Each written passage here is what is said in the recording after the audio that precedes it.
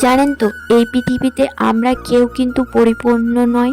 কারণ কি জানেন? সৃষ্টিকর্তা কণ্ঠ দিয়েছেন কোকিলকে, তার কাছ থেকে রূপ কেড়ে নিয়েছেন। রূপ দিয়েছেন ময়ূরকে, তার কাছ থেকে ইচ্ছে কেড়ে নিয়েছেন। ইচ্ছে দিয়েছেন মানুষকে, তার কাছ থেকে সন্তুষ্টি কেড়ে নিয়েছেন। সন্তুষ্টি দিয়েছেন সাধককে, কিন্তু তার কাছ থেকে সংসার কেড়ে নিয়েছেন।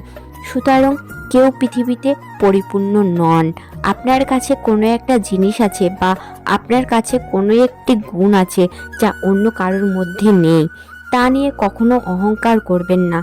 কারণ আপনিও পরিপূর্ণ নন। আবার আপনার মধ্যে এমন একটা জিনিস নেই, অন্য কারোর কাছে আছে, তা দেখে কখনো হতাশা হবেন না।